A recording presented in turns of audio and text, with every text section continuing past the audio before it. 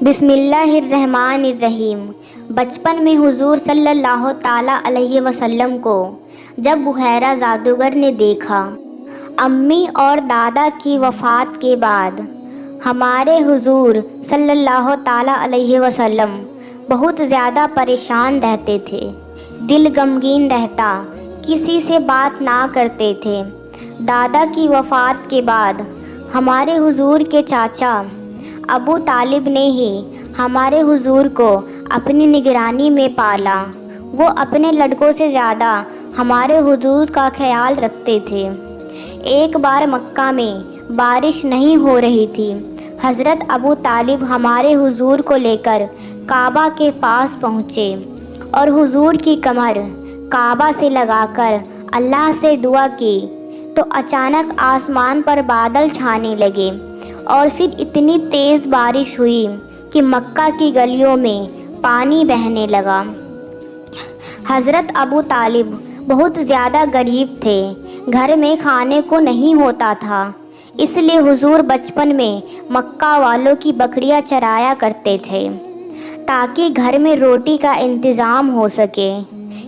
روایتوں میں آتا ہے کہ ایک دن حضور بکریاں چرا کر واپس لوٹ رہے تھے۔ امی اور دادا کی وفات کا غم اتنا زیادہ تھا کہ چہرے پر اس کے آثار نظر آ رہے تھے۔ ہمارے حضور پریشان بکریوں کو ہکاتے ہوئے گھر کی طرف بڑھ رہے تھے۔ پیروں میں چپل بھی نہیں تھی، صرف ایک تہبند باندھ رکھا تھا۔ تیز کڑی دھوپ تھی، گرمی کی وجہ سے چہرہ لال پڑ گیا تھا، اور اسی حالت میں ہمارے حضور بکریوں کو لے کر گھر پہنچے۔ ہمارے حضور کو اکیلے ہونے کا بہت زیادہ احساس رہتا تھا کہ نہ میری ماں ہے، نہ باپ ہے، نہ کوئی بھائی بہن ہے۔ یہ غم ہر وقت حضور کے دل پر ایسا سوار رہتا کہ آپ اکثر اکیلے خاموش بیٹھے رہتے، محلے کے بچوں کے ساتھ بھی نہ کھیلتے۔ حضرت ابو طالب ہمارے حضور صلی اللہ تعالیٰ علیہ وسلم کا پورا خیال رکھتے تھے۔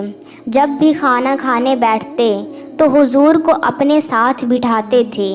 جب ہمارے حضور کی عمر 12 سال ہوئی تو ایک دن ابو طالب نے شام شہر کی طرف تجارت کے لیے جانا چاہا تو ہمارے حضور صلی اللہ تعالیٰ علیہ وسلم کو بلا کر کہا کہ اے میرے بیٹے، میں کچھ مہینوں کے لیے شام شہر کاروبار کے لیے جانا چاہتا ہوں، اس لیے تم اپنا خیال رکھنا۔ حضور فرمانے لگے کہ اے میرے چچا، آپ کو تو پتہ ہے نا کہ یہاں مکہ میں میرا آپ کے علاوہ کوئی بھی نہیں ہے، میں اکیلا ہوں، آپ کے بغیر میں کیسے رہوں گا، اس لیے آپ مجھے بھی اپنے ساتھ لے چلیے۔ بھتیجے کی ضد اور شوق دیکھ کر حضرت ابو طالب نے کہا کہ ٹھیک ہے بیٹا، چلو تم بھی تیار ہو جاؤ، اور پھر ابو طالب حضور کو لے کر شام شہر کی طرف چل دیے۔ اس قافلوں میں 100 سے زیادہ آدمی تھے۔ یہ قافلہ چلتا چلتا جب شام شہر کے قریب پہنچا تو ان قافلوں والوں کا گزر عیسائیوں کے ایک بہت بڑے عالم و جادوگر کے پاس سے ہوا جس کا نام بحیرہ تھا۔ اس بحیرہ جادوگر نے شام کی طرف جانے والے راستے میں ہی ایک طرف اپنا چھوٹا سا گھر بنا رکھا تھا اور اسی میں کچھ خادموں کے ساتھ رہتا تھا، کیونکہ اس نے پڑھ رکھا تھا کہ ایک دن اسی راستے سے اس دنیا کا آخری نبی گزرے گا۔ اسی نبی کے انتظار میں بحیرہ جادوگر نے اس راستے پر اپنا گھر بنوایا اور روز صبح وہ چھت پر چڑھ کر مکہ کی طرف سے آنے والے قافلوں کو بہت غور سے دیکھتا۔ جس دن حضرت ابو طالب اس قافلوں کے ساتھ ہمارے حضور صلی اللہ علیہ وسلم کو لے کر بحیرہ جادوگر کے گھر کے پاس سے گزرے تو اس جادوگر نے دور سے ہی اس قافلوں کو دیکھ کر پہچان لیا کہ یہ وہی قافلہ ہے جس میں آخری نبی ہوگا، کیونکہ اس نے دیکھا کہ راستے کا ہر پیڑ و پتھر اس قافلے والوں کو سجدہ کر رہا ہے، اس لیے وہ سمجھ گیا کہ ضرور اسی قافلے میں وہ نبی ہے۔ وہ جادوگر جلدی سے چھت کے نیچے اترا اور اپنے خادموں کو بلا کر کہا کہ آج ان قافلوں والے کے لیے کھانا تیار کرو، میں ان کی دعوت کروں گا۔ اتنی دیر میں وہ قافلہ آ پہنچا جس میں ہمارے حضور صلی اللہ تعالیٰ علیہ وسلم اپنے چچا ابو طالب کے ساتھ تھے۔ یہ قافلہ اس بحیرہ جادوگر کے گھر کے پاس سے ہی ایک بڑے پیڑ کے نیچے آ کر بیٹھ گیا۔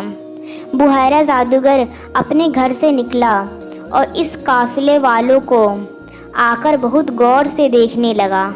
پھر اچانک اس کی نظر ہمارے حضور صلی اللہ تعالیٰ علیہ وسلم پر پڑی۔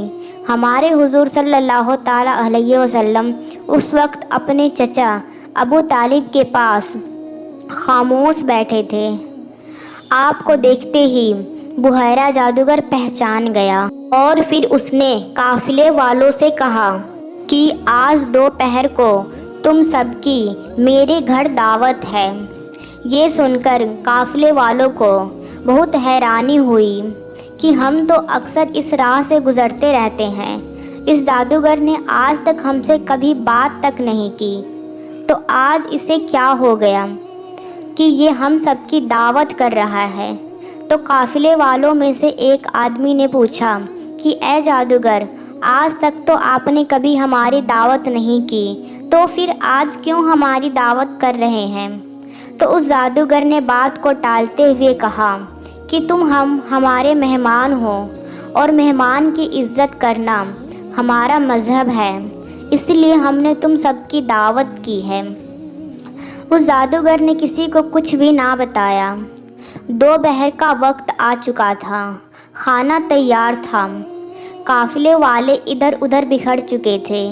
تو بحیرہ جادوگر نے اپنے ایک خادم سے کہا کہ سارے قافلے والوں کو جمع کرو اور ان کے لیے کھانا لگاؤ۔ خادم نے آواز دے کر سارے قافلے والوں کو جمع کیا۔ سب اسی بڑے پیڑ کے نیچے آ کر بیٹھ گئے اور سب کے لیے کھانا لگا دیا گیا۔ بحیرہ جادوگر برابر نظریں دوڑا کر ادھر ادھر دیکھ رہا تھا، لیکن اسے حضور صلی اللہ تعالیٰ علیہ وسلم نظر نہیں آ رہے تھے۔ تو اس نے کافی دیر بعد قافلوں والوں سے پوچھا کہ تم میں سے کوئی بچا تو نہیں ہے؟ تو لوگوں نے جواب دیا کہ نہیں، ہمارے سارے لوگ موجود ہیں، لیکن ہاں ایک بچہ ہے، وہ یہاں نہیں آیا ہے۔ اس جادوگر نے پوچھا کہ وہ بچہ کہاں ہے؟ لوگوں نے بتایا کہ وہ ہمارے اونٹ چرانے گیا ہے۔ بحیرہ جادوگر نے کہا کہ تمہارا برا ہو، ارے میں نے اسی بچے کی وجہ سے تم سب کی دعوت کی ہے، جلدی سے جاؤ اور اس بچے کو بلا کر لاؤ۔ حضرت ابو طالب نے ایک آدمی کو بھیجا کہ جاؤ اور میرے بھتیجوں کو بلا لاؤ۔ جب ہمارے حضور صلی اللہ تعالیٰ علیہ وسلم قافلے کی طرف آ رہے تھے تو بحیرہ جادوگر دور سے ہی حضور کو بہت غور سے دیکھ رہا تھا۔ اس نے دیکھا کہ ایک بادل نے ہمارے حضور پر سایہ کر رکھا ہے، جس کی وجہ سے ہمارے حضور کو بالکل بھی دھوپ نہیں لگ رہی ہے اور ہر طرف تیز دھوپ پھیلی ہوئی ہے۔ ہمارے حضور صلی اللہ تعالیٰ علیہ وسلم چلتے ہوئے اس پیڑ کے پاس پہنچے تو دیکھا کہ پیڑ کے سائے میں کہیں بھی جگہ نہیں بچی تھی۔ سارے قافلے والے پیڑ کے سائے میں بیٹھے ہوئے تھے۔ جب ہمارے حضور کو سائے میں کہیں بھی جگہ نہ ملی تو ہمارے حضور دھوپ میں ہی بیٹھ گئے۔ جیسے ہی ہمارے حضور دھوپ میں بیٹھے کہ تبھی اچانک پیڑ کی کچھ ٹہنیاں خود بخود مڑنے لگی اور ان کا سایہ دھیرے دھیرے حضور صلی اللہ تعالیٰ علیہ وسلم کی طرف آنے لگا۔ یہ سب دیکھ کر بحیرہ جادوگر بہت حیران ہوا اور پوچھنے لگا کہ اس بچے کا مالک کون ہے؟ حضرت ابو طالب نے کہا کہ میں ہوں۔ بحیرہ جادوگر نے پوچھا کہ تم اس کے کون ہو؟ حضرت ابو طالب نے جواب دیا کہ میں اس کا باپ ہوں۔ جادوگر نے کہا کہ تم جھوٹ بول رہے ہو، میرا علم کہتا ہے اس بچے کا باپ مر چکا ہے۔ یہ سن کر ابو طالب نے کہا کہ ہاں تم سچ کہہ رہے ہو، میں اس کا چچا ہوں، اس کے باپ کی وفات اس کی پیدائش سے پہلے ہی ہو گئی تھی۔ پھر بحیرہ جادوگر نے حضور صلی اللہ تعالیٰ علیہ وسلم کو اپنے پاس بلایا اور آپ کی پیٹھ سے کپڑا ہٹا کر دیکھا تو مہر نبوت چمک رہی تھی۔ یہ دیکھ بحیرہ جادوگر کی زبان سے ایک آہ نکلی اور اس نے حضور صلی اللہ تعالیٰ علیہ وسلم کا ہاتھ پکڑتے ہوئے کہا کہ اے لوگو، تمہیں پتہ بھی ہے کہ یہ بچہ کون ہے؟ میں نے اپنی ساری زندگی اسی بچے کے انتظار میں گزار دی، کیونکہ میں نے پڑھ رکھا تھا کہ ایک دن یہ بچہ اسی راستے سے گزرے گا۔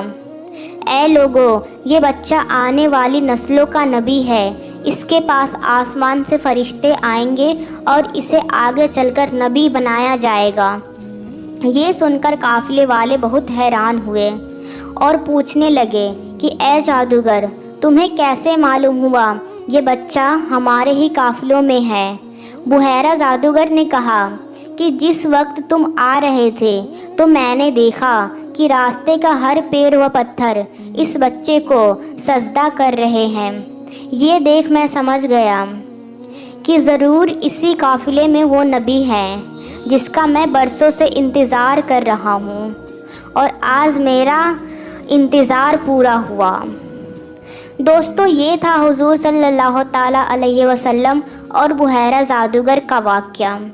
دوستو، ذاتے آپ سب سے ایک چھوٹی سی گزارش ہے، اگر اسی طرح کے اسلامک واقعہ سننا پسند کرتے ہیں تو چینل کو سبسکرائب ضرور کر لیں۔